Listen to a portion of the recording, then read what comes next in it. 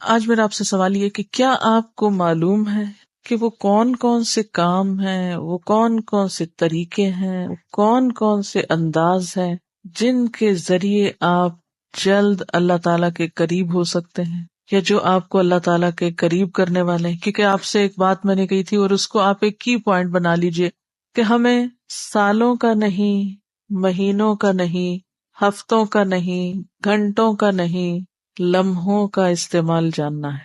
ٹھیک ہے نا؟ یہ ایک کی اسٹیٹمنٹ ہے ٹائم مینجمنٹ میں.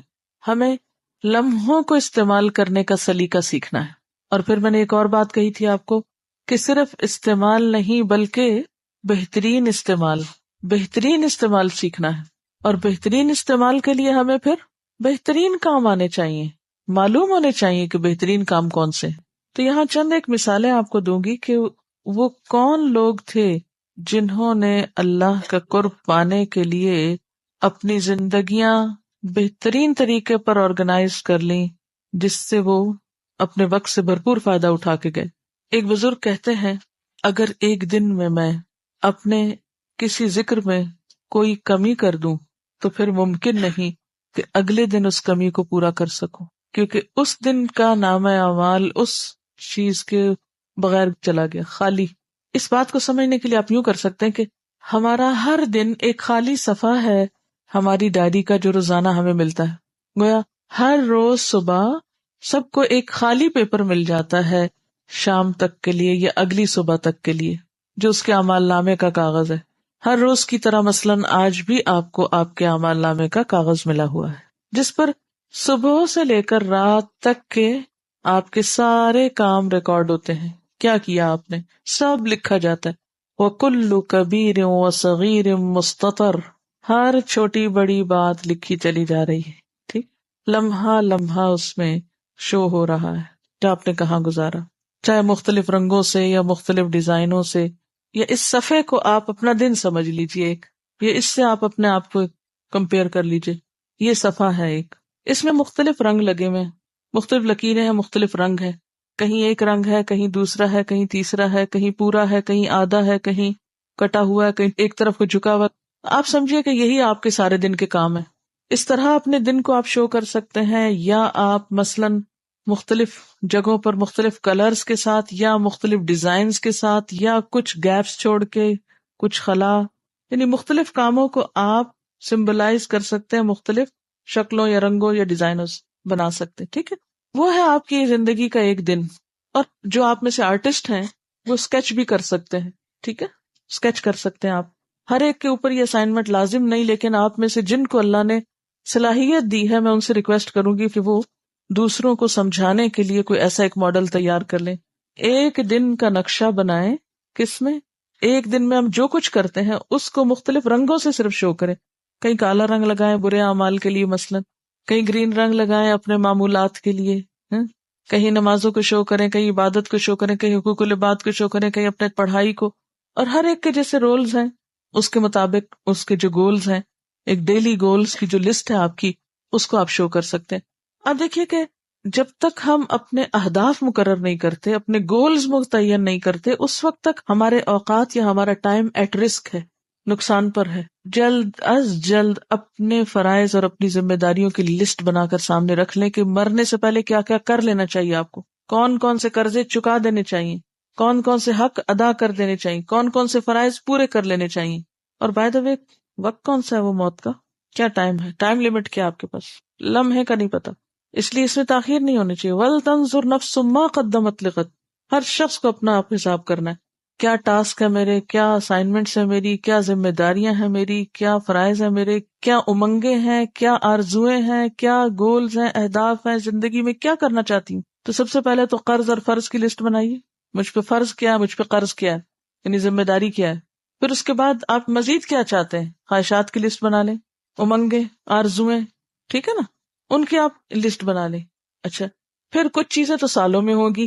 ٹھیک، مثلاً عبداللہ بسفر ایک بہت اچھے قاری ہیں، ان سے کسی نے پوچھا کہ تم کیا کرنا چاہتے ہو زندگی میں، جیسے ہمارے یہاں بچے کہتے ہیں ہم پائلٹ بنیں گے، کوئی ڈاکٹر بنیں گے. تو ان سے کسی نے پوچھا کہ تم کیا کرو گے، تو ان کا میں اپنی زندگی میں 1 ملین لوگ حافظ بناؤں گا. ملین جو 10 لاکھ ہوتے ہیں. اب یہ تو نہیں ہو سکتا کہ کوئی اگر یہ گول بنائے اور وہ کہ کل میں اپنا گول پورا کر لوں، یہ نہیں ہو سکتا. کچھ گولز ایسے ہیں جو آپ کی زندگی کے ساتھ لمبی عمر تک چلیں گے اگر آپ کو اللہ نے لمبی زندگی دے دی. ڈپینڈ کرتا ہے تو اللہ کی مرضی، ہمارے ہاتھ میں تو کچھ نہیں. کچھ آپ کے گولز ایسے ہیں کہ جو شارٹ ٹرم ہوتے ہیں، کم وقت کے لیے ہوتے ہیں، تو یہ بھی آپ کو پھر دیکھنا ہوگا. پھر ایک اور حیثیت سے کہ جو آپ کے رولز ہوتے ہیں اسی کے مطابق آپ کے گولز ہوتے ہیں. آپ کا رول کیا ہے؟ مثلاً ایک سب سے اہم رول اس وقت آپ کا کیا کہ آپ ایک طالب علم ہیں، ٹھیک ہے. آپ کے اور بھی رولز ہو سکتے ہیں، مثلاً آپ ایک بیٹی ہیں، آپ ایک بیوی ہیں، آپ ایک ماں ہیں، آپ ایک مثلاً ڈاکٹر ہیں، کچھ بھی ہیں. اس کے مطابق آپ کو اپنے گولز جو ہیں وہ متعین کرنے ہیں. اگر آپ اپنے طالب علم ہونے کی حیثیت سے اپنے گولز متعین کر لیں کچھ، کہ آپ کو ہر روز کیا کیا کام کرنا ہوتا ہے، اس کی ایک لسٹ ہونی چاہیے آپ کے پاس کہ میرا ڈیلی ہوم ورک یہ ہے، میرا روز کا کام یہ ہے. ان گولز میں اضافہ بھی ہوتا چلا جائے گا، ٹھیک ہے نا. تو وہ اگر آپ کے سامنے ہوں گے گولز، تو پھر اس کے بعد آپ دیکھتے جائیں کہ آپ ان میں سے کیا کیا کر رہے ہیں، کیا کر سکتے ہیں، کیا نہیں کر سکتے، ابھی کتنا کام آپ نے کرنا ہے. تو ان گولز کو بھی آپ اپنے اس کلر کے ساتھ شو کر سکتے ہیں، ٹھیک ہے نا، مختلف کلرز کے ساتھ کہ یہ آپ کے ہائی امنگیں ہیں اور امیدیں ہیں جو آپ.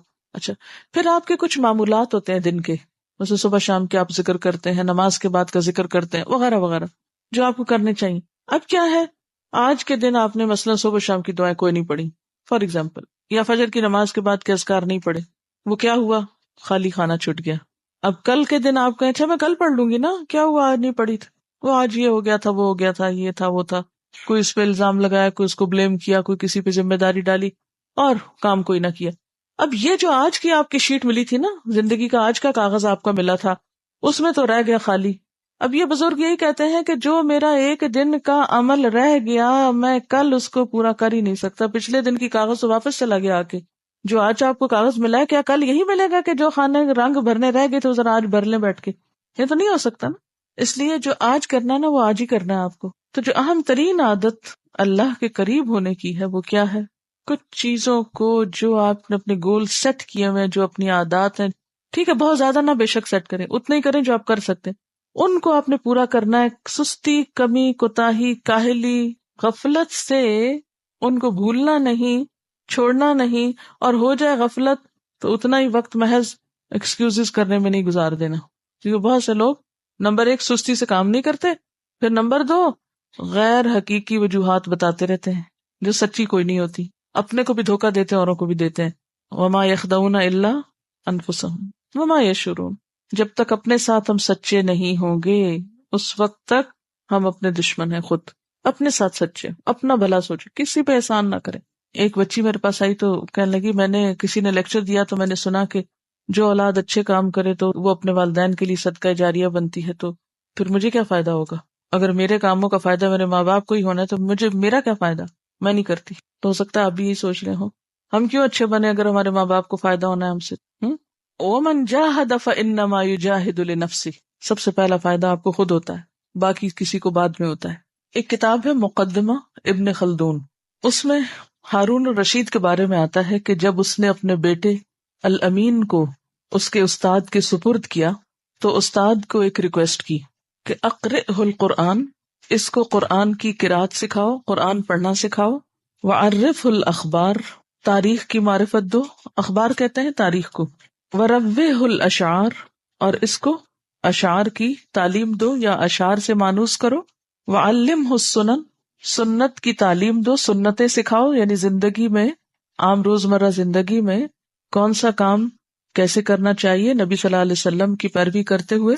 وبصرہ بمواقع الکلام، وبصرہ بمواقع الکلام.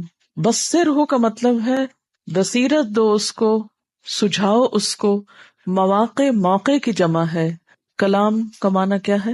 کلام، یعنی بات کے جو موقع ہے، موقع محل کی مناسبت سے بات کرنا سجھاؤ یا سکھاؤ کہ کس موقع پر کیا بات کرنی چاہیے اور کس انداز میں کرنی چاہیے، کہ یہ بچہ کس وقت میں کیا کہا کرے. وَامْنَعْهُ مِنَ الضِّحْكِ إِلَّا فِي أَوْقَاتِهِ، اور اس کو ہنسنے سے روک کر رکھنا مگر اس کے موقع پر یا موقع کی مناسبت سے یا اس کے اصل وقت میں. إِلَّا فِي أَوْقَاتِهِ، مگر ہنسی کے وقت. کیوں؟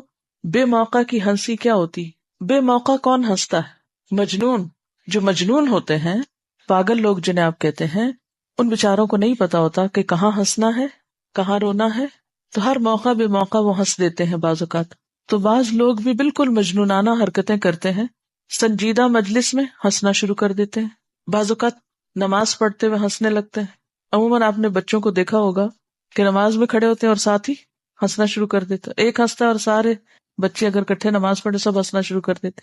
اب ان کو آپ کیا کہہ کے معاف کر دیتے ہیں؟ بچے ہیں، لیکن بڑوں کو تو نہیں معاف کیا جا سکتا نا۔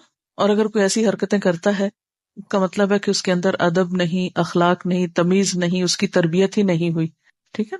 یعنی ہنسنا منع نہیں ہے، لیکن اس وقت ہنسنا جب ہنسنے کا موقع نہ ہو، یا بے موقع ہنسنا، وہ درست نہیں ہے۔ اسی طرح بے موقع کی بات حماقت ہے۔ مثلا موضوع کوئی چل رہا ہے، بات کوئی ہو رہی ہے، اور ایک شخص اٹھ کے بالکل ارریلیونٹ بات کرتا ہے، غیر موضوع، غیر مناسب، غیر متعلق، جس کو آپ کہیں گے، کیا کہیں گے آپ اس کو؟ کہ اس کا دماغ درست ہے؟ بات کس کی ہو رہی ہے اور یہ اس میں کیا کہہ رہا ہے؟ ایسا شخص کون ہوتا ہے؟ غیر حاضر دماغ، ناسمجھی کی علامتیں ہیں نا یہ۔ تو یہ سمجھداری پیدا کرنی ہوتی ہے، یہ تربیت سے آتی ہے، اور اس کے لیے یا تو ماں باپ تربیت کرتے ہیں یا پھر استادوں کا فرض ہے کہ وہ تربیت کریں اپنے طالب علموں کی، اپنے شاگردوں کی۔ لیکن والدین کو تو وقت ہی نہیں ہے، جن کے پاس کھانے کو نہیں، ان کے پاس یہ عذر ہے کہ ہم کیا کریں، بچوں کے لیے اگر کمائے نہیں تو ان کو بھوکا مارے۔ جن کے پاس زیادہ ہے وہ زیادہ کی وجہ سے اتنے مشغول ہیں کہ ان کو اپنے انٹرٹینمنٹ اور اپنے مصروفیات سے وقت نہیں، لہذا نسلوں پہ نسلیں بگاڑ کا شکار ہیں۔ اور پھر اسکولوں کا مقصد تعلیم دینا تو رہ گیا ہے، تربیت شاید ان کی ذمہ داری میں سے نہیں۔ تو ایسے میں قرآن پڑھنے پڑھانے والے اگر اس گیپ کو فل کریں اور اس فریضے کو ادا کریں تو تبھی اسلام کا کوئی عملی نمونہ سامنے آئے گا، ورنہ اگر ہم بھی بے سوچی سمجھی باتیں اور بغیر موقع کے کام کرتے رہے تو ہماری زندگی بھی ضائع ہونے کا امکان ہے، ٹھیک ہے نا۔ وقت کے صحیح استعمال میں ایک تو یہی اہم ترین بات ہے کہ جس کام کے لیے جو وقت مقرر کیا گیا ہو اس کام کو اس وقت کے اندر کرنا، اور اس کی تربیت اور ٹریننگ ہمیں اللہ سبحانہ وتعالیٰ نے دی ہے نمازوں کے ذریعے۔ اور ہمارے سہل پسند نفسوں پر سب سے بھاری کیا ہے؟ نماز۔ اور نماز نہ پڑھنے والے، خیر ان کے لیے تو پھر اوقات کی پابندی کوئی اہمیت ہی نہیں رکھتی، لیکن عموماً یہ دیکھا گیا ہے کہ جو نماز پڑھنے والے بھی ہیں وہ بھی ایک بہت بڑی مشکل کا شکار ہیں، اور وہ کیا ہے؟ افضل وقت یا وقت کے اندر نماز پڑھنا۔ عموماً اس کا اہتمام نہیں ہوتا، اور یہ کس کی صفت بتائی گئی؟ سستی کے مارے نماز پڑھنا، اور نماز میں اللہ کو یاد نہ کرنا، ادھر ادھر کی باتیں سوچتے رہنا، منافقین کی۔ ان المنافقین یخادعون اللہ وہو خادعہم، بے شک منافق اللہ کو دھوکہ دیتے ہیں۔ یہ جو ٹال مٹول والی عادت ہے نا، یہ بھی ایک طرح سے چیٹنگ ہی ہے۔ وہو خادعہم، اور وہ ان کو دھوکہ دینے والا ہے۔ وَإِذَا قَامُوا إِلَى الصَّلَاةِ قَامُوا كُسَالَىٰ، اور جب وہ نماز کے لیے کھڑے ہوتے ہیں تو سستی کے مارے کھڑے ہوتے ہیں۔ یُرَاؤُونَ النَّاسَ، لوگوں کو دکھاوا کرتے ہیں، کام کرنے کا مقصد کچھ اور ہوتا ہے، دکھاتے کچھ اور ہے۔ وَلَا يَذْكُرُونَ اللَّهَ إِلَّا قَلِيلًا، اور اللہ کو بہت تھوڑا یاد کرتے ہیں۔ اس کا کیا تعلق ہے؟ نماز میں سستی سے کھڑے ہوتے ہیں، یعنی اللہ کو بہت کم یاد کرنے کا کیا تعلق ہے نماز میں سستی کرنے کے ساتھ؟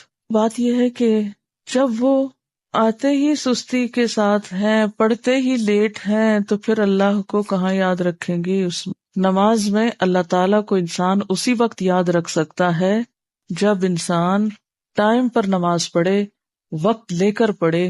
اگر وقت ہی نہیں ہے نماز پڑھنے کا، یا بہت تھوڑا وقت رہ گیا ہے، تو بھلا آپ کس طرح اللہ کو یاد کر سکتے ہیں اس میں؟ پھر تو آپ کا دھیان کس کی طرف ہوگا کہ بہت تھوڑا وقت ہے، جلدی سے نماز پڑھ لوں۔ اسی کی تفسیر آپ صلی اللہ علیہ وسلم نے کی تھی نا، کہ تلک صلاۃ المنافق، تلک صلاۃ المنافق، تلک صلاۃ المنافق، یہ منافق کی نماز ہے، یہ منافق کی نماز ہے، یہ منافق کی نماز ہے۔ 3 دفعہ یہ فرمایا۔ تو پوچھا گیا کہ کون سی نماز منافق کی ہے؟ فرمایا کہ وہ شخص جو سورج کے پیلا پڑنے کا انتظار کرتا رہتا ہے، اچھا ابھی تو وقت ہے، ابھی کافی ٹائم ہے، پڑھ لیتا ہوں نا، حتیٰ کہ جب غروب ہونے کے قریب ہوتا ہے وہ تو نماز کے لیے اٹھتا ہے اور 2-4 ٹھونگے مار لیتا ہے، جس طرح مرغا زمین سے دانہ چننے کے لیے ٹھونگے مارتا ہے، اور اس میں وہ اللہ کو کچھ بھی یاد نہیں کرتا۔ جلدی کی نماز میں پھر اللہ تعالیٰ کی یاد تو نہیں ہوتی ہے، اور جلدی کے 2 ہی سبب ہو سکتے ہیں، جلدی نماز پڑھنے کے 2 ہی سبب ہو سکتے ہیں، ایک تو یہ کہ سستی، اور دوسرے دیر سے پڑھنا، یعنی نماز میں دل ہی نہ ہونا، سستی ہے، نماز کو ایک بوجھ سمجھنا، تو جب نماز کے لیے کھڑے ہوئے تو بس جلدی سے بوجھ اتار کے پھینکا. اور دوسرے تاخیر ہو گئی تو اب جلدی پڑھنی پڑے گی. اسی لیے جو شخص اول وقت میں نماز پڑھتا ہے اس کے پاس کافی ٹائم ہوتا ہے، انف ٹائم ہوتا ہے، وہ اطمینان سے پھر نماز پڑھتا ہے، پھر اللہ کو یاد بھی کرتا ہے. اوقات کے صحیح استعمال میں اہم ترین چیز کیا ہے؟ جس کام کا جو وقت ہے اس کو اس وقت کے اندر کیا جائے، اور اس کی تربیت نماز سے شروع کی جائے. آپ سب اگر یہ چاہتے ہیں نا کہ آپ کا وقت صحیح استعمال ہو تو اس کا آغاز کیجئے نماز کو صحیح وقت پر پڑھنے سے، صحیح وقت پر پڑھنے سے. یہ الگ بات ہے کہ طویل نماز پڑھیں تو پھر آخری وقت میں آپ جا پہنچے، جیسے نبی صلی اللہ علیہ وسلم فجر کی نماز اندھیرے میں شروع کرتے تھے اور اتنی لمبی پڑھتے تھے کہ روشنی ہو جاتی تھی، وہ تو ایک الگ بات ہے.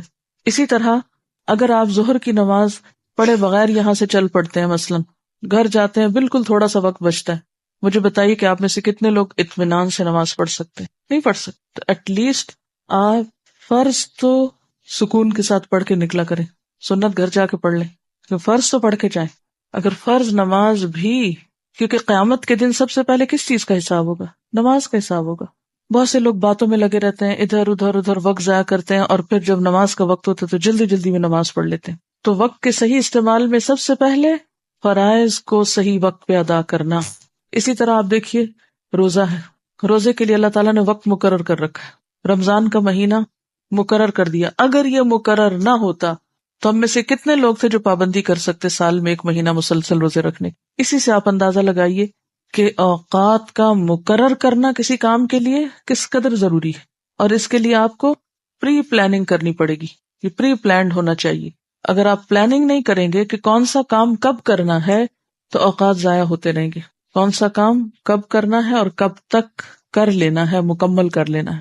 رمضان سے پہلے روزہ کتنے بھاری لگ رہے ہوتے ہیں، آتے ہیں تو پھر جاتے وقت کتنی اداسی ہوتی ہے. اٹ مینس کہ ہم کر سکتے ہوتے ہیں، لیکن اگر ہمیں پابند نہ کیا جاتا نا، ہم پہ فرض نہ ڈالا جاتا، تو شاید ہم کہتے ہم تھک گئے ہیں، 1 دن چھوڑ کے 1 دن رکھ لیتے ہیں، پھر 1 دن چھوڑ کے 1 دن کرتے کرتے 2 مہینے ہو جاتے، نہ یہ کام کر پاتے نہ وہ کر پاتے. اسی لیے منافقین کے بارے میں کیا کہا گیا؟ مذبذبین بین ذالک لا الہ الا ولا الہ الا. منافقین کی ایک اور کوالٹی کیا بتائی گئی؟ کہ وہ مذبذب، ڈاواں ڈول رہتے ہیں تذبذب میں، نہ ادھر کے نہ ادھر کے. تو جو شخص بھی اس طرح زندگی گزارے کہ اس کی زندگی تذبذب میں ہو، نہ ادھر کا ہو نہ ادھر کا، وہ کس کام میں ایکسل کرے گا؟ وہ کس چیز میں ایکسل کرے گا؟ کس چیز میں وہ آگے جائے گا؟ اور یاد رکھیے آخرت میں جو آپ کا مقام ہے نا، اس کی ایک جھلک یہ آپ کی دنیا کی زندگی ہے. جس طرح یہاں زندگی گزار رہے ہیں نا، جس درجے میں خیر بھلائی نیکی کے جس درجے میں آپ یہاں کھڑے ہیں اپنی عبادات میں، اخلاق میں اور باقی معاملات میں، قیامت کے دن بالکل اسی کا دوسرا حصہ آپ کو دیا جائے گا. اور اگر آپ نے اپنے اوقات یہاں ضائع کر دیے نا، اور اپنے اوقات سے صحیح طور پر فائدہ نہیں اٹھایا، اپنے فرائض کو اعلیٰ درجے میں ادا نہیں کیا، تو کل قیامت کو کس بات کا اجر چاہتے ہیں آپ؟ کن بلند درجات کی بات کرتے ہیں؟ جب کرنے کا وقت تھا اس وقت تو کچھ اور کرتے رہے، جب نیکی کے کام کرنے کا وقت تھا اس وقت میں تو ادھر ادھر کے شغل کرتے رہے. اب آگے قیامت کے دن کہ ہمیں جنت کے اعلیٰ درجات چاہیے، یہ کیسے ممکن ہے؟ تو بات یہ ہے کہ ہم کام کر سکتے ہیں، صرف نفس کو ڈھیل دیتے ہیں، لمبی لمبی آرزویں باندھتے ہیں، آج کا کام کل پہ ڈالتے ہیں، اور پھر کچھ بھی نہیں کرتے سوائے حسرت و یاس کے. پھر ہاتھ کیا آ سکتا ہے؟ تو ایک بات یہ ہے کہ اپنے آپ کو ڈھیل نہ دیا کریں. اچھا کر لوں گی، پھر کر لوں گی، پھر کیا ہوا؟ نہیں، خود کو ایک کے بعد ایک چیز میں پابند کریں، باندھیں، روکیں، کھینچیں کہ نہیں یہ تو کرنا ہی کرنا ہے. بس اب بچوں کے ساتھ آپ دیکھیں کہ مائیں کتنی جدوجہد کرتی ہیں، ان کا جی چاہتا ہے ہوم ورک کرنے. کتنے بچے ہیں جو خود آ کے خوشی سے اپنے کرسی میں اس پہ بیٹھ کے ہوم ورک کرتے ہوں، پکڑ پکڑ کے، کھینچ کھینچ کے، اور پھر جب عادت ہو جاتی ہے تو اگلے سالوں میں کیا ہوتا ہے؟ پھر کہنا نہیں پڑتا. تو کوئی بھی اچھا کام ہو، نیکی کا کام ہو، خیر اور بھلائی کا کام ہو، شروع میں آپ کہیں گے نہیں یہ تو ہو ہی نہیں سکتا، میرے لیے تو ناممکن ہے، میں نہیں یہ کر سکتی، میرے بس میں نہیں ہے. لیکن اگر آپ واقعی ارادہ کر لیں تو سب کچھ بس میں ہے، ہو سکتا ہے، کر سکتے ہیں اور کر جائیں گے. اور یہ کام آپ کو اپنے لیے خود ہی کرنا پڑے گا. اس کے لیے آپ اپنے نیکی کے کام، خیر اور بھلائی کے کاموں میں اوپر جانے کے لیے ٹارگٹ رکھا کریں. کیسے؟ مثلاً آپ اس کو ایک پہاڑ کے اوپر چڑھنے سے تعبیر کریں یا اس سے تشبیہ دیں. آپ اپنے ٹارگٹ رکھیں، اچھا مجھے اتنی دیر میں یہاں تک پہنچ جانا چاہیے. جیسے کبھی آپ اگر سفر کر رہے ہوں مثلا گاڑی پہ اگر سفر کر رہے ہوں اور آپ نے نوٹ کیا ہوگا کہ آپ سوچتے اچھا کتنے مائل ہو گیا سفر، اتنے مائل، اچھا اتنا باقی ہے، وہ مائل سٹون پہ آ بھی جاتا ہے نا کتنا باقی، کہتے میرا خیال ہے کہ 1 گھنٹہ لگ جائے گا، اور عموماً سفر میں ایسی گفتگویں کرتے ہیں نا، بس 1 گھنٹے کی بات ہے پہنچ جائیں گے، اور میرا خیال ہے شاید ہی کوئی شخص ایسا ہو جو سفر کرتے ہوئے، اچھا چھوڑیے باقی جو گھر سے آتے جاتے ہیں روز، تو ہو سکتا ہے کچھ لوگوں کی عادت یہ کہ بار بار اپنی گھڑی یا گاڑی کی گھڑی دیکھتے رہتے ہوں کہ اچھا کتنے منٹ ہو گئے اور کتنا رہ گیا، آدھا ہو گیا یا کوارٹر ہو گیا یا کتنا ہو گیا، دیکھتے ہیں نا، ایک ٹارگٹ ہوتا ہے اتنی دیر میں ہم پہنچ جائیں گے، یہ تو آپ بندھے ہوئے ہیں نا، تو اس لیے بس اس میں آپ خود سوچتے رہتے ہیں، کچھ چیزوں کے ٹارگٹ آپ خود سیٹ کیا کریں، سامنے گولز رکھے کریں اپنے، اتنے دنوں میں اتنے وقت میں یہ کام مجھے کر لینا ہے اور میں کر لوں گی، ہو جائے گا، کیوں نہیں ہوگا، ہو سکتا ہے، انڈر ایسٹیمیٹ نہیں کیا کرے، اور اگر نہ ہونے کا ڈر ہو تو اللہ سے دعا کیا کرے کہ اللہ تعالیٰ اوقات میں برکت پیدا کر دے۔ اچھا تو بات میں یہ کر رہی تھی کہ ایک دم سے بڑے بڑے ہائی ہوپس اور ہائی گولز نہ بھی رکھیں اگر، تو چھوٹے چھوٹے رکھا کریں، جب ایک تک پہنچ جائیں تو اس سے کیا ہوگا، ایک سینس آف اچیومنٹ ہوگی نا، کانفیڈینس ڈیولپ ہوگا، پھر اس کے بعد ایک اگلا اور رکھ لیں، پھر اگلا، پھر اگلا اگلا کرتے کرتے آپ وہاں تک پہنچ جائیں گے۔ اگر آج آپ دنیا میں جنت الفردوس کو اپنا گول بناتے ہیں جیسا کہ بنانے کو کہا گیا ہے، آپ صلی اللہ علیہ وسلم نے فرمایا کہ جب تم اللہ سے مانگو تو کیا مانگو، جنت الفردوس مانگو، کیونکہ وہ جنت کا اعلیٰ ترین حصہ ہے۔ اچھا ہم کبھی کسی کو کہیں یا کوئی ہم سے کہے تو ہم کیا کہتے ہیں، میں تو اس قابل ہوئی نہیں کہ وہاں پہنچ جاؤں، اس لیے کچھ کرنے کی ضرورت ہی کیا، میرے تو بس میں نہیں، پہلے سے ہی سوچ لیتے ہیں یہ نہیں ہو سکتا، یہ بس خیال ہے۔ تو جو شخص اپنے کاموں کی ابتدائی مایوسی سے کرتا ہے اس سے پھر کس چیز کی توقع رکھی جا سکتی؟ صحابہ کرام اس سے برعکس سوچتے تھے، وہ جنت کو پانے کی سچی طلب اور تڑپ رکھتے تھے، اور واقعی وہ سمجھتے تھے کہ ایسا ہو سکتا ہے، اور اس کے لیے وہ ہر چیز چھوڑنے کو تیار ہو جاتے تھے، جان ہو مال ہو کچھ بھی چھوڑنے کو۔ اب دیکھیں نا، جو پہاڑ کی چوٹی پہ چڑھنا چاہتا ہے وہ زمین چھوڑے گا نا، جہاں کھڑا وہ چھوڑے گا نا، وہ چھوڑ کے اوپر پہنچے گا نا، تو کچھ پانے کے لیے کچھ دینا تو پڑتا ہے۔ پھر آپ یہ دیکھیں کہ ملے گا کیا اور چھوڑ کیا رہے ہیں، کس کی قیمت زیادہ ہے؟ جس کی زیادہ ہے اس کو لے لیں، اور جس کی تھوڑی ہے اس کو چھوڑ دیں، اس کی قربانی کر لیں۔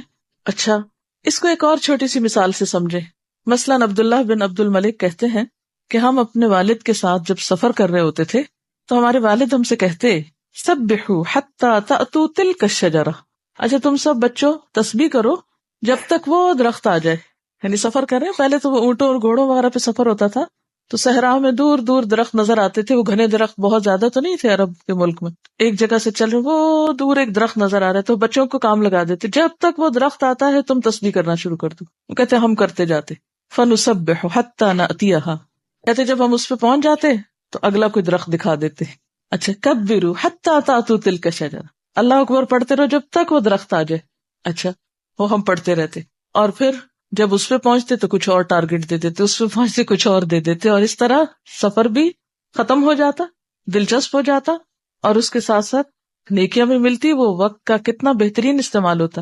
اچھا یہاں ان کی ایک حکمت ہے نا کہ اگر بچوں کو کہتے دیکھو آدھا گھنٹہ تو تم تسبیح کرو اور آدھا گھنٹہ تکبیر پڑھو اور آدھا گھنٹہ فلاں کرو اور آدھا گھنٹہ وہ، تھوڑی دیر میں بچے بھول جاتے۔ اب جب وہ نصب العین سامنے آ گیا کہ وہاں تک پہنچتے ہوئے یہ کام کرنا ہے، تو ایک پلاننگ ہے نا۔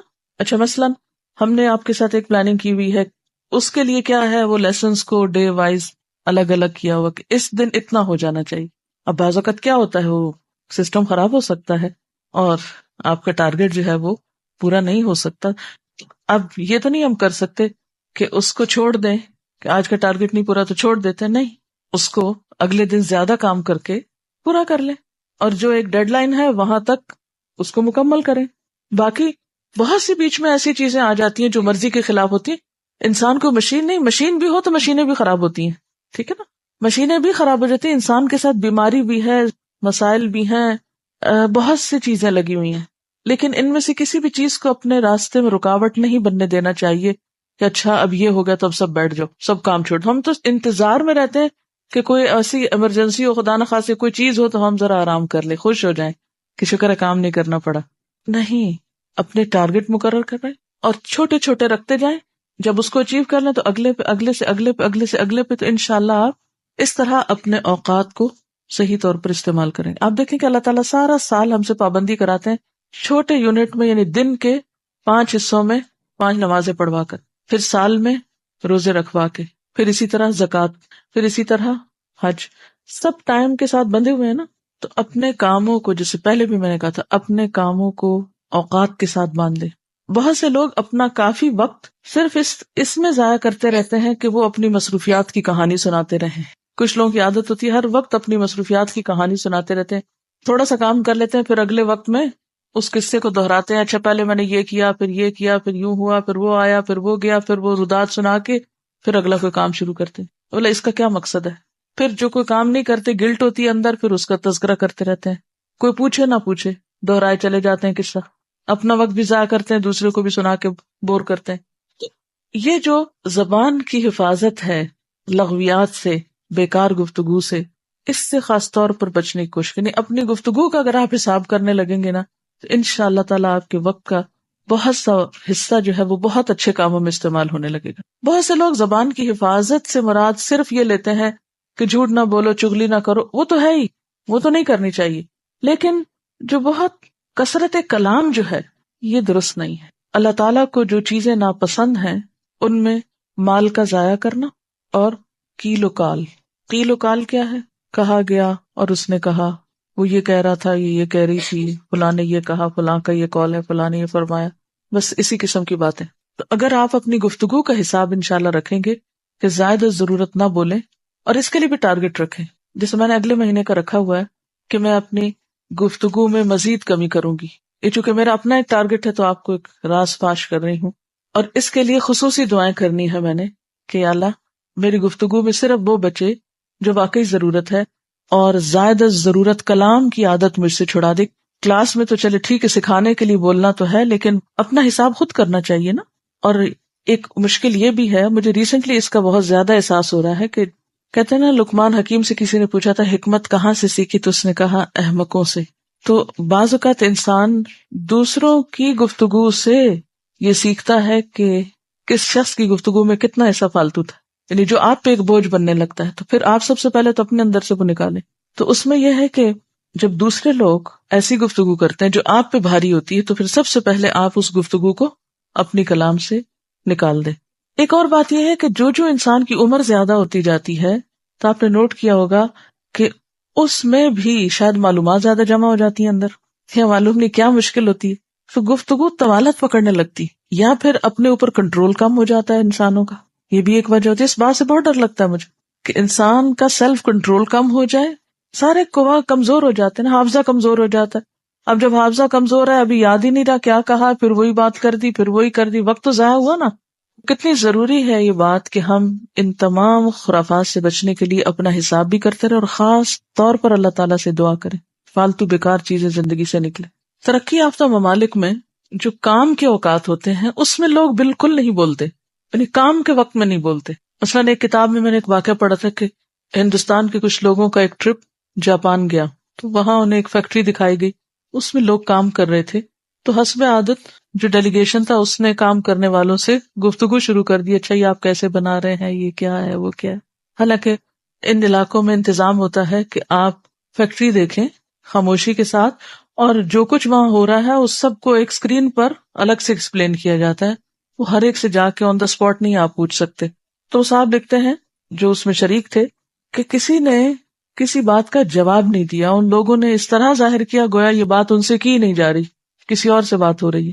اچھا اب ہوا یہ کہ جب بریک ہوئی فیکٹری میں تو وہ صاحب جو ان کی بات کا جواب نہیں دے رہے تھے وہ آئے اور انہوں نے کہا کہ اصل میں ہم کام کے اوقات میں بات نہیں کرتے، کام کا وقت کام کا وقت ہے. اچھا اس کی ٹریننگ بھی ہمیں اللہ تعالیٰ نے دی ہے، کہاں؟ نماز میں. اگر آپ نماز پہ غور کریں تو نماز اگر ہماری درست ہو جائے اور نماز کا ہم صحیح فائدہ اٹھائیں تو ہماری ساری زندگی درست ہو سکتی، سارے عمل درست ہو سکتے ہیں. اچھا ہم لوگ اگر اپنے کام کے اوقات میں بولنا چھوڑ دیں ایٹ لیسٹ، تو آپ دیکھیں گے کہ کام بھی جلدی ختم ہو جائیں گے. ہمارے کام لمبے کیوں چلتے ہیں؟ کام ختم ہو کے کیوں نہیں دیتے؟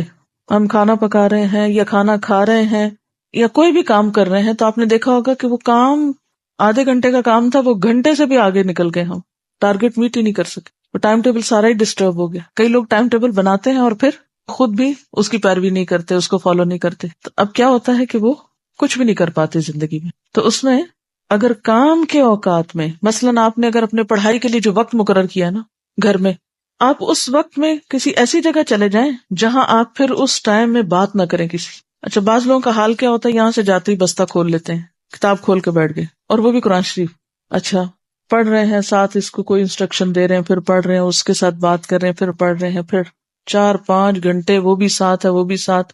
گھر والے یہ امپریشن لے رہے ہیں کہ وہاں سے کام بہت زیادہ ملتا ہے، اور یہ تو سارا وقت ہی کام کرتے رہتے ہیں. آپ بھلے ان سے باتیں کریں، لیکن ان کو بھی سیٹسفیکشن نہیں ہوتی کہ آپ نے ان سے کوئی بات کی، اور پڑھائی بھی نہیں ہو پاتی.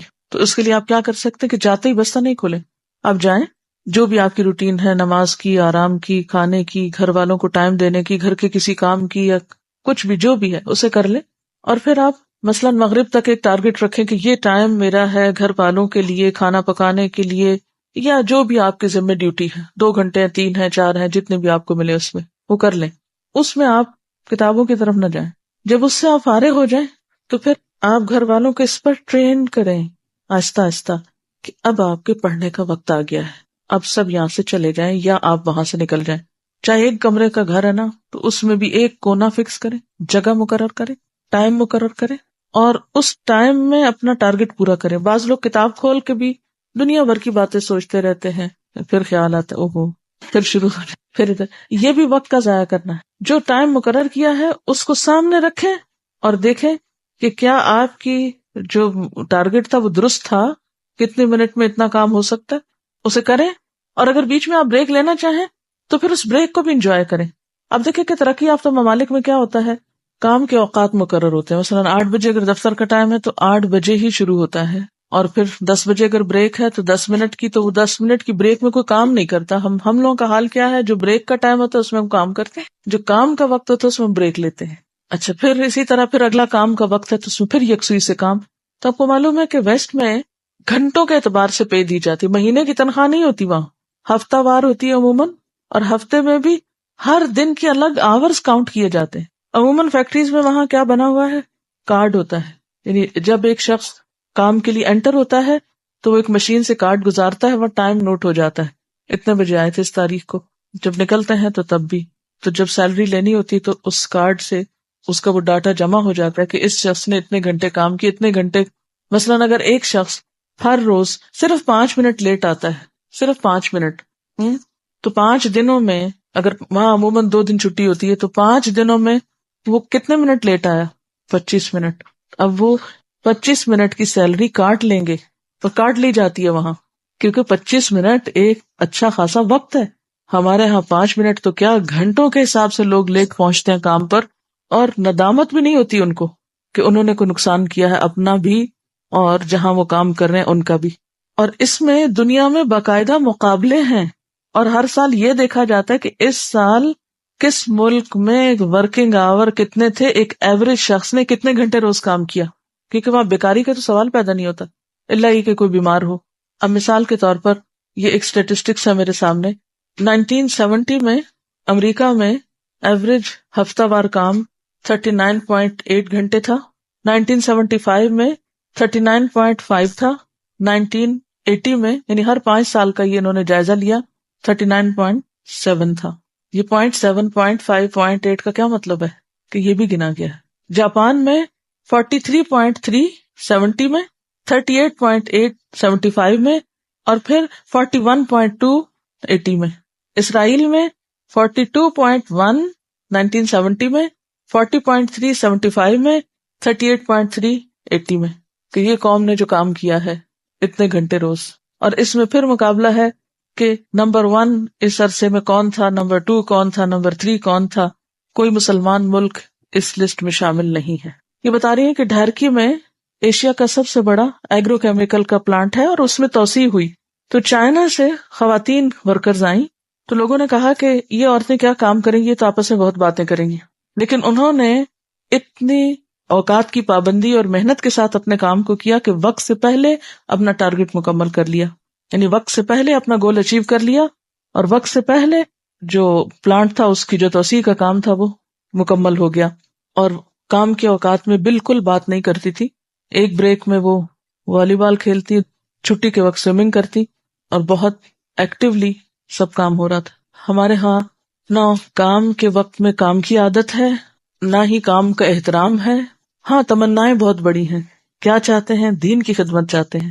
دنیا کے کام تو محنت کے بغیر ہوتے نہیں. دین کا کام ایک ایسا کام ہے جو بغیر کسی منصوبہ بندی کے، بغیر کسی محنت کے خود ہی ہو جاتا ہے. ہمارے ہاں تو جمعے کی چھٹی بھی نہیں ہے، اس میں بھی کام ہے. کیا سکھایا گیا ہے کہ اذا قضیت الصلاۃ فانتشروا، جب نماز ہو جائے تو فانتشروا فی الارض فابتغوا من رزق اللہ، کام کرو، رزق تلاش کرو.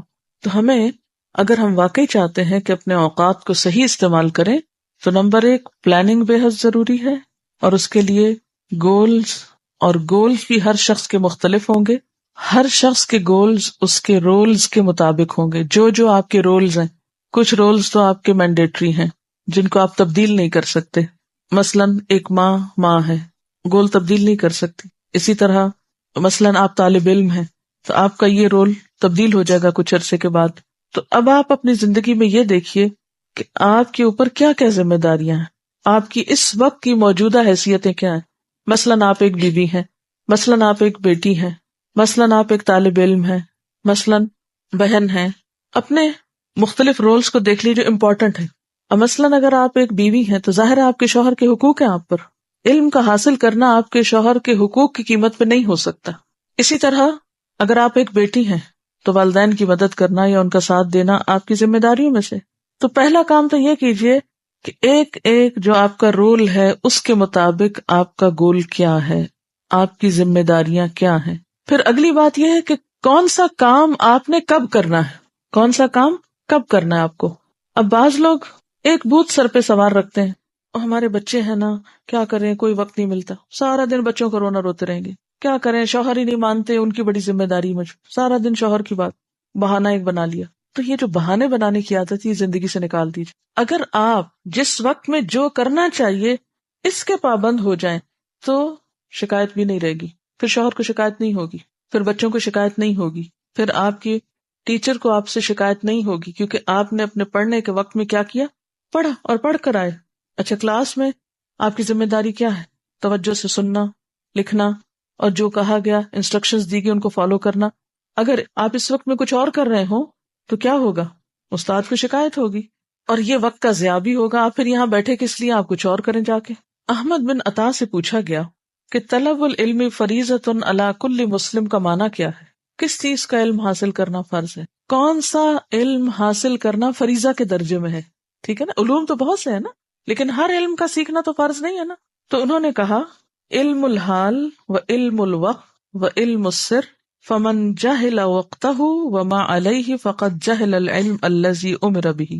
علم الحال، حال کا علم. حال کا علم کا مطلب یہ ہے کہ جو آپ کا حال ہے، یہ حالت ہے، جو آپ کا سٹیٹس ہے، یہ اپنا حال، جیسے ابھی رول کیا ہے نا، یعنی آپ کے رولز کے مطابق ایک آپ کا جو رول ہے اس کے بارے میں آپ کو علم ہونا چاہیے. مثلاً آپ کے رولز میں سب سے پہلا رول کیا ہے کہ آپ اللہ کے بندے ہیں.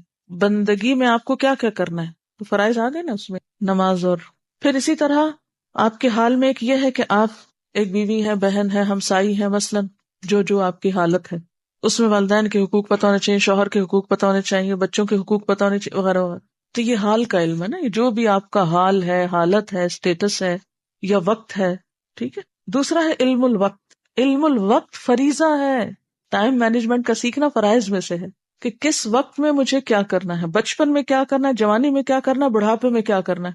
ہمارا حال کیا ہے، جو بس وقت آتا ہے گزار دیتے ہیں، پہلے سے نہیں پتا کہ ہمیں کیا کرنا ہے، نہ اپنے لیے پتا ہے نہ بچوں کے لیے پتا ہے.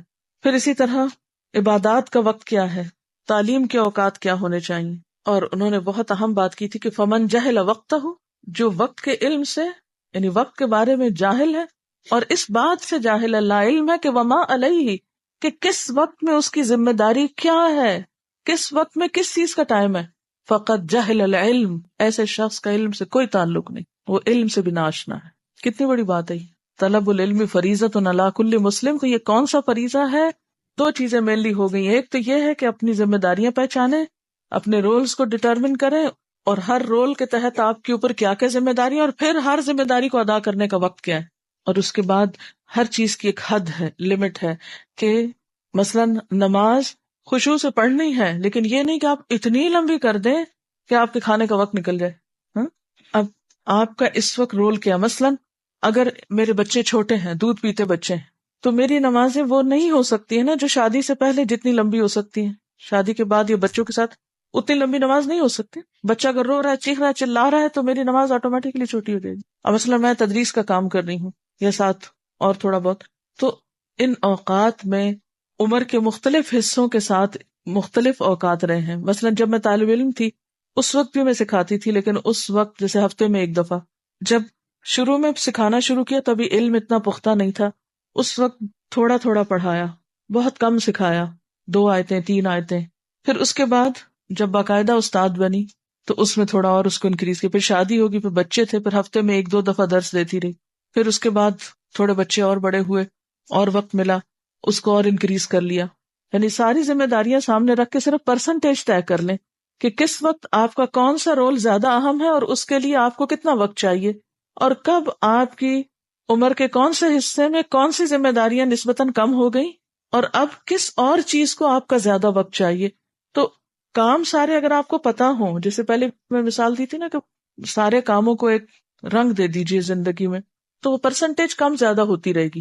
مثلا جب میں طالب علم تھی تو یہ 8 گھنٹے جو اب میرے کام میں گزرتے ہیں وہ 8 گھنٹے صرف پڑھنے میں گزرتے تھے. اس وقت پڑھانے میں 8 گھنٹے نہیں گزرتے تھے، یا اور مینجمنٹ کے کاموں میں 8 گھنٹے نہیں گزرتے تھے. اسی طرح جب بچے چھوٹے تھے تو اس وقت اوقات اور طرح کے تھے، بڑے ہوئے تو اور طرح کے ہوئے، کچھ اور بڑے ہوئے تو کچھ اور اوقات میں تبدیلی ہو گئی. تو یہ آپ لوگ جب تک اپنے حال کو نہیں جانیں گے کہ آپ کا اس وقت حال کیا ہے، آپ کے اوپر کس کس طرف سے پریشر ہے، آپ کے اوپر کون کون سے کام ہیں، ان سب کو لکھ لیجیے. جو کام آپ کو بادر کرتے ہیں، جو لوگ آپ کو پریشان کرتے ہیں، یہ کرو یہ کرو، سب لکھ لیں. تو ایک اس طرح کی ایکویشن سی بنا لیں، کام اکول ٹو وقت. اس کام کے لیے اتنا وقت درکار ہے مجھے، اور اس وقت کو اسی کام کے لیے استعمال کرنا ہے. اس میں اگر کوئی ناروا پریشر ڈالے تو اس پریشر کا مقابلہ کرنا ہے پھر. اور اگر آپ تنکوں کی طرح ہلکے ہو کے ہر چیز پہ بہتے چلے گئے تو پھر تو آپ کچھ بھی نہیں کر سکیں، پھر کہیں ٹھہریں گے آپ. اور یہ جو انسان کے اندر ایک کیفیت آتی ہے نا کہ ڈٹرمینیشن کی اور پختگی کی، اللہ کی مدد سے آتی، صبر کے ساتھ آتی. جلد بازی کو زندگی سے نکال دیں تو پھر آتی. چھوٹی چھوٹی باتوں پر پریشان ہو جانا، چھوٹی چھوٹی باتوں پہ بڑے بڑے فیصلے کر لینا، چھوٹی چھوٹی باتوں پہ، جیسے کل بھی شاید بات کی تھی جذباتیت کی، تو آپ کو جذباتیت زندگی سے نکالنی ہوگی. لوگوں کی باتوں کی پرواہ چھوڑ دیں، کیونکہ جب ہم لوگوں کی باتوں کی پرواہ کرنے لگتے ہیں تو ہم چاہتے ہیں ایک دن میں لوگ پلٹ جائیں. نہیں پلٹ سکتے، چھوڑ دیں، آپ ان کو پلٹ جائیں گے جب انہوں نے پلٹنا ہوگا. میرے ساتھ ریسنٹلی 1-2 واقعات ہوئے. کچھ عرصہ پہلے بہت شدت سے میری مخالفت ہو رہی تھی، بہت زیادہ. اب بھی خیر کم نہیں یا ختم نہیں ہوئی، لیکن بہت زیادہ شدید قسم کی. وہ وقت تھا کہ جس میں اگر میں اس رو میں بہہ جاتی تو شاید میں کام نہ کر پاتی، لیکن میں نے ان سب چیزوں کو ایک طرف رکھا کہ ان کا میری زندگی سے کوئی تعلق نہیں. اگر لوگوں کو میرے بارے میں غلط فہمی ہے یا مس انڈرسٹینڈنگ ہے اور میں اپنی جگہ سچی ہوں، تو ایک وقت آئے گا کہ لوگوں کو خود ہی سمجھ آ جائے گی. اور اگر میں اس میں اپنا کام چھوڑ کے اور لوگوں کی باتوں کا جواب دینے بیٹھ جاؤں گی تو جو کر رہی ہوں اس میں رکاوٹ آ جائے گی. اور یہ سب تو شیطان کا شر ہے ہی، اس لیے کہ میں جو کر رہی ہوں وہ چھوڑ دوں. تو مجھے وہ نہیں چھوڑنا جو میں کر رہی ہوں. اب کل رات ہی کسی بزرگ کا فون تھا، انہوں نے بہت دفعہ ہمارے آفس میں کال کر کے تو نمبر لیا میرا پرسنل کہ آپ ان سے ضروری بات کرنی ہے. اور بات کیا تھی، ایک طرح سے روندھی ہوئی آواز میں معافی مانگ رہے تھے کہ بیٹی مجھے آپ کے بارے میں پتا نہیں تھا کہ آپ کیا کر رہی ہیں، آپ کون ہیں. لا علمی میں نے آپ کے خلاف بہت باتیں کی ہیں اور بہت برا بھلا کہا ہے آپ کو. اب میں آپ کی کیسٹ سن رہا ہوں، مجھے پتا چلا ہے کہ آپ کیا ہیں اور کیا کر رہی ہیں، تو میں آپ سے بہت معافی چاہتا ہوں. اب وہ عمر میں بھی بڑے اور بزرگ بھی. تو مجھے نعوذ باللہ ایک لمحے کے لیے بھی خیال نہیں آیا کہ اچھا، بلکہ الٹا ان کے لیے دل سے دعا ہی نکلی کہ اللہ تعالیٰ نے اتنی سمجھ دی ہے کہ اپنے سے چھوٹے کسی انسان سے وہ اس طرح کی معذرت کر لے. ہمیں سے کتنے لوگ ہیں یہ جو یہ کر سکتے ہیں کہ کسی کے ساتھ برا کیا اور پھر جا کے کہیں آپ مجھے معاف کر دیں، میں نے آپ کے ساتھ یہ کیا ہے. ہمارے اندر وہ ظرف ہی نہیں ہے. تو اس وقت میں اللہ کا ہی شکر ادا کر رہی تھی اور میں سوچ رہی تھی کہ یہ ایک سائن ہے، سمبل ہے کہ اگر آپ ایک چیز کو حق اور سچ سمجھ کر اس پہ جمے ہو تو مخالفت تو ضرور ہوگی، اور اگر ہوگی تو پھر اللہ ٹیسٹ کرے گا، امتحان لے گا کہ تم پھر بھی جمے رہتے ہو یا پھر ہل جاتے ہو یا چھوڑ دیتے ہو اپنا کام. تو جو آندھی طوفان کے وقت کام چھوڑ کے بیٹھ جائے پھر کیسے آگے چل سکتا ہے. آپ کرتے جائیں، لوگوں کی مس انڈرسٹینڈنگ، لوگوں کی غلط فہمیاں، لوگوں کی باتیں کوئی حیثیت نہیں رکھتی. آپ مجھے بتائیے قیامت کے دن لوگوں کی باتیں ہم کو بچائیں گی؟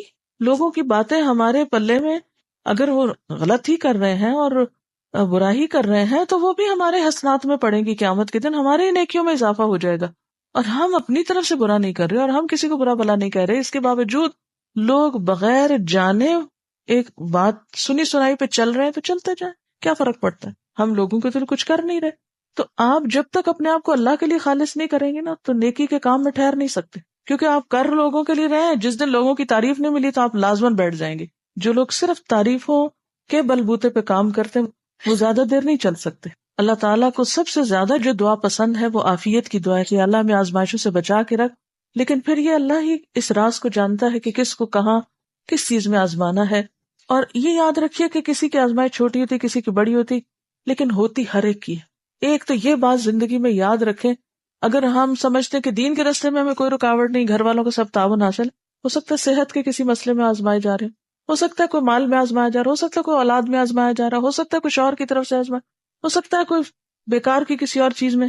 تو ایک یاد رکھیے، یہ دنیا تو ہے ہی امتحان، اس میں امتحان تو ہونے ہیں، اس کے بغیر نہیں آپ زندگی گزار سکتے.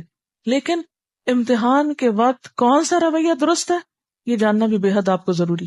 تو یہ علم الحال ہے کہ کس وقت میں کیا ایکشن لینا ہے، کس کام کو کس طریقے پہ کرنا ہے، کس چیز کے لیے کیا وقت مقرر ہے. اور جب تک یہ آپ نہیں کریں گے اس وقت تک بات نہیں بنے گی. کیونکہ جو چیزیں اللہ نے فرائض کے درجے میں رکھ دی ہے نا، مثلا نماز فرض ہے، اب آپ 100 بہانے بھی کریں تو کیا کوئی ایک بھی قبول ہے اس میں سے؟ تب بھی قبول نہیں ہے. نماز نماز ہے جو وقت کی پابندی کے، ان الصلاۃ کانت علی المؤمنین کتابا موقوتا، وقت کی پابندی کے ساتھ فرض ہے، کوئی بہانہ نہیں چلے گا. اسی طرح ماں باپ کے ساتھ احسان کا رویہ فرض ہے، کوئی بہانہ نہیں چلے گا. اسی طرح کچھ اور کام ہے جیسے طلب العلم فریضۃ، علم حاصل کرنا فرض ہے، کوئی بہانہ نہیں چلے گا. تو ہمیں بہانے بنانے سے نکل آنا ہے، بہانے چھوڑنے ہیں. جو کرنا ہے چاہے کڑوا ہے چاہے میٹھا ہے اسے کر کے چھوڑنا ہے، اپنے آپ سے کروانا ہے. اور بعض اوقات ایسا ہوتا ہے نا کہ جیسے آپ خود نہیں کر پا رہے تو وتواصوا بالحق وتواصوا بالصبر کر لیں، کسی کو تھام کے اٹھ جائیں، چلیے وقت ختم ہو گیا. اور وقت کا موضوع تو ختم نہیں ہو سکتا، لیکن آن دا ہول جو اہم ترین حصہ تھا اس میں وہ ہو گیا. سبحانک اللہم و بحمدک نشہد ان لا الہ الا انت نستغفرک ونتوب الیک. والسلام علیکم ورحمۃ اللہ وبرکاتہ.